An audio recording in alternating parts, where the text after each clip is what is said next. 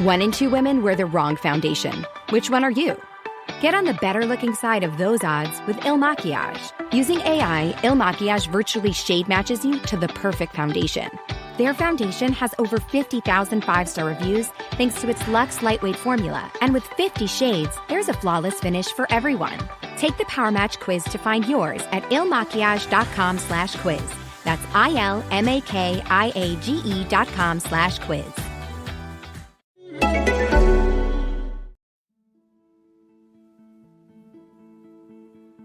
My name is Josh Ballard. I'm the editor for the Unmistakable Creative Podcast.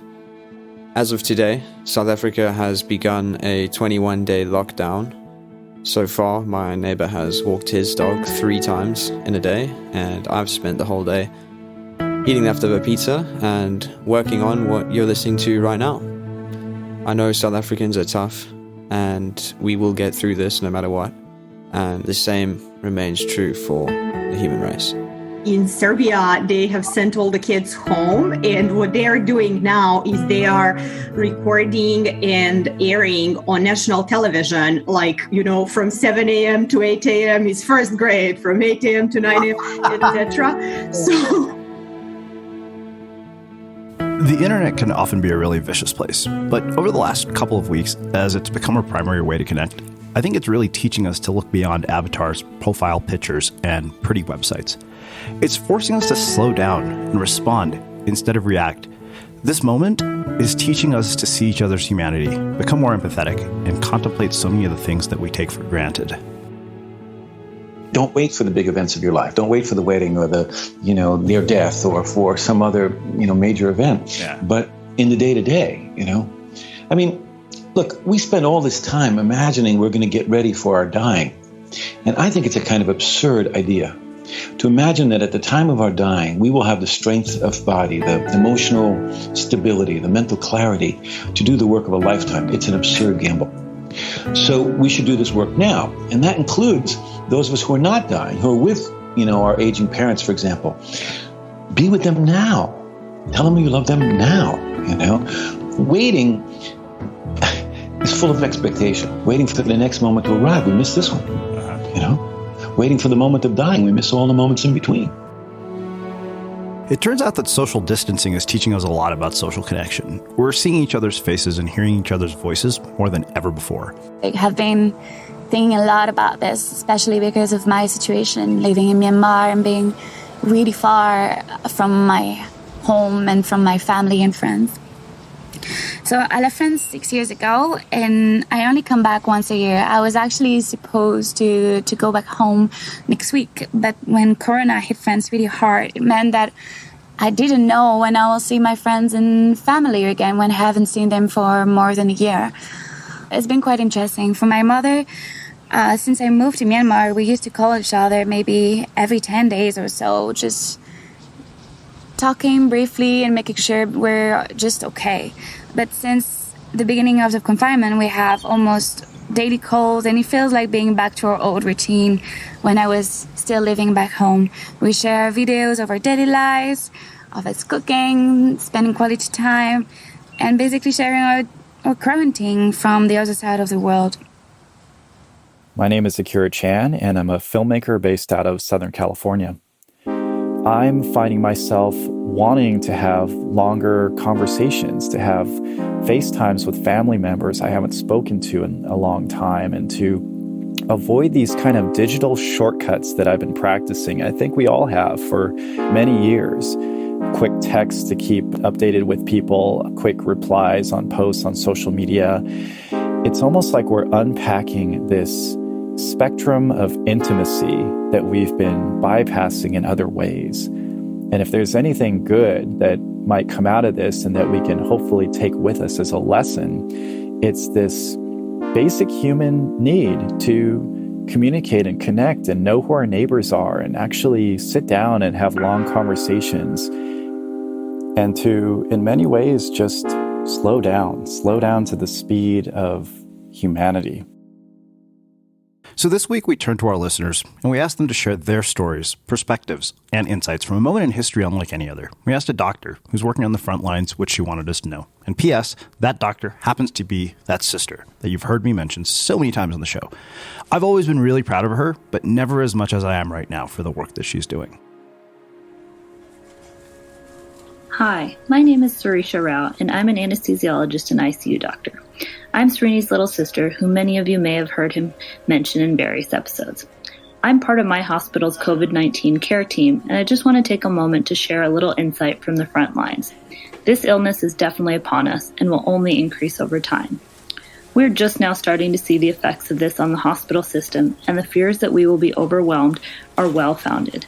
Not only do we worry about having more patients than we can treat, but also running out of personal protective equipment to keep all healthcare workers safe while treating these patients. The good news is you can do something to help this situation, and that is to stay home. Even if you're young and healthy, you can be an asymptomatic carrier and spread it to those who are more vulnerable. Staying home will help spread out the number of people that require hospitalization over time and give healthcare providers a chance to adequately treat them. So please do your part to flatten the curve and stay home. Also, take appropriate measures to protect yourself. Wash your hands frequently with soap and water for at least 20 seconds. Avoid touching your face or mouth. And when possible, maintain 6 feet of distance from others. And again, stay home. Social distancing does not have to mean loneliness. We are really fortunate to live in an era of vast means of communication with FaceTime and Zoom. So take this opportunity to stay in touch with loved ones. Together we can get through this. Stay safe. Søren Kierkegaard said that all change is preceded by crisis. And crisis always seems to be the catalyst for change. Whether it's an identity crisis, health crisis, or economic crisis, it can often be the spark that ignites the flame of significant change in our lives. Hi, I'm Joseph Logan, and I'm a founder coach for startups and scale-ups based in Colorado. I tend to work with founders and teams to drive scalable growth, and you can learn more about that at resilientfounder.com or theteamsthething.com. A few years ago, I gave a talk called The Upside of Crisis at TEDx Boulder. Most of the time, most of us cling to the status quo, and that goes for people, companies, communities. But there is an exception, the period following a crisis. Crisis breaks the status quo. Crisis forces us to change. I had a professor in grad school who said that no real change ever happens without a crisis. And of course, being somewhat naive, I said, well, what do you do if you need change but you don't have a crisis? And he said, you make one up. I think that's a little flip and a lot over the top, but it gets at an important point. Trying to make change in stable times is like trying to push a boulder up a hill. Change after a crisis is like watching a boulder roll down a hill.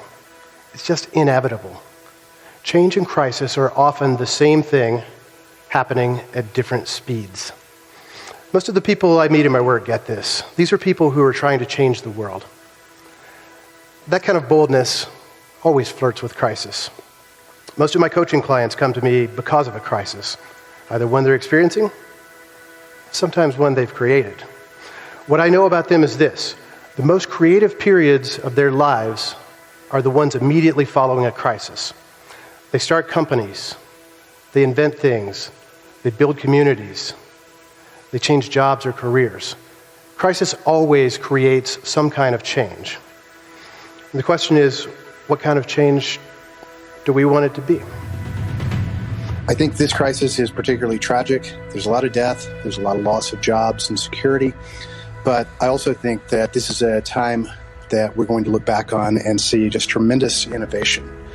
Generally, companies and solopreneurs who aren't solving real problems tend to get bounced out of the market over time, but a crisis like this forces that. So you have 3 choices: fail, survive, or thrive. Failure is obvious. It means closing the doors. Survive is actually failure over time. Thriving is focusing on that real problem for a real customer and delivering something to them in ways that they might not have imagined. The companies that do this are not only going to grow, but are already growing even through the slowdown. So I think the upside is big innovation. And if there really is an upside to this crisis, we figure who better to ask than an actual economist. We see some glimpses of hope, but I think they're just kind of pauses for maybe second waves of the virus to come. And what is this doing is making a supply shock to the economy. For that, I mean, like, think about all the factories and manufacturing facilities, people that are working on the economy, like delivery services, restaurants, airlines. So those are the first businesses that are being affected by this virus. And because obviously getting them back is of concern, people are not making consumption decisions. And that slowly is creating a train wreck on the supply side. And on the demand side, I think that world central banks are doing their work, but up to a limit, because rates cannot fall forever, and they can fall up to the point where they go to zero, which is right now where they are. And that's as far as what the Fed can do to help stimulate the demand. So basically what the Fed is doing, in common words, is printing money. When they lower the rate, they're providing more liquidity to banks and the entire financial system. And that liquidity helps to cope with that demand. But when supply suffers, but demand cannot get that improvement, a significant improvement, I don't really want to overwhelm you with economic jargon, but this is going to cause a recession. And a recession is defined by just a textbook definition, 2 consecutive quarters of negative growth in the gross domestic product. So the entire production of the economy has to fall consecutively for 6 months. And when a recession is so deep that it lasts for a long time, then it becomes a depression. Hopefully we don't get a depression, but I'm seeing a lot of behaviors in the financial markets, severe drops in stocks that are actually discounting for that probability of having a depression. And then we start thinking about how an economy recovers from a recession. And that generated one of my comments in the Mighty Networks, where I said, this might be a V-shaped recovery. So you fall and then you come up really quick. And that's very, I think, low probabilistically speaking. I think we might get a U-shaped recovery, which is kind of, you can see a U-shape where slowly we're going to get up after this severe shock that we are experiencing. But as the virus is out there, and I'm thinking, okay, it's okay we're at home working and telecommuting for a month, but what if this happens for 2 months or 3 months, or what if the entire economy shuts down for a whole month, which is perhaps what needs to happen. So if an economy entirely shuts down for a month, then many companies will become bankrupt. And that might be a prescription to create a depression in the coming years. So we haven't experienced a depression since the 1929. So no one of us has been lived through that and understand the complexities of living under a depression. Hopefully we don't get there. That's why it's called an L-shaped recovery. Think about an L letter, then it goes like that. And it continues going like that until very long. And also potential GDP is another thing that we've been discussing. So what is the economy capable of producing, the entire economy? And where we're at now is below the potential. So we're already under a new normal. And this has been in discussion by several economists, whether we were already in a new normal, because regardless of the strong recovery that we had for the last decade, we have not been able to recover that trend of the GDP growth. I think we were in a new normal with maybe more productivity, given the technology. But since then, we haven't been able to recover the output the economy was capable of producing before the 2008 crisis. And now with this virus, I think things are going to change. Some areas of our lives are going to be changed structurally. I was looking at new ways of finding how we can touch things, for like holographic images, for example. New technologies are going to emerge. Automatic doors. Don't be surprised if that next time you go to a restaurant, you find an automatic door that detects you and you don't have to push a door. Things like that are going to be used more and more because we humans are going to be really concerned about touching surfaces and stuff like that. So those are the things that I think are going to be changing in our brains structurally forever. But hopefully what we don't change is the need for connection and the need to connect with each other and the understanding and acceptance that we need each other. That is what's going to make us recover faster. Over the last year, I've become a lot closer to my family, closer than we've ever been. And when we normally get together in person, it's chaotic and loud, but also full of a lot of energy and love and always good food. Somehow we've managed to replicate all of this on Zoom. We talk about the meals we eat, interrupt each other constantly, but somehow it's still filled with laughter and love. We're starting to see the value of connecting face-to-face like never before, and it's made me wonder why this isn't the way that we've used technology to connect all along. While the headlines might be filled with gloom and doom, there's something that I always try to remember at times like this. It's all about connecting with the sun, because when we wake up before the sun, we're able to see that transition from darkness to light.